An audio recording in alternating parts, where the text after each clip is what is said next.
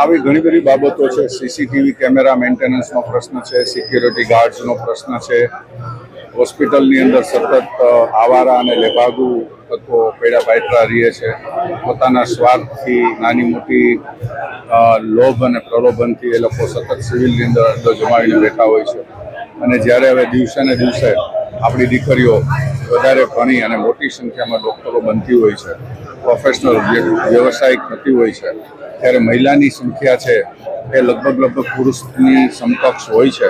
ત્યારે કોઈ મહિલાએ આવી બાબતનો સામનો ન કરવો પડે એના માટે સુરક્ષા માટે ખાસ સરકારે નવા કાયદાઓ અમલી કરવા જોઈએ.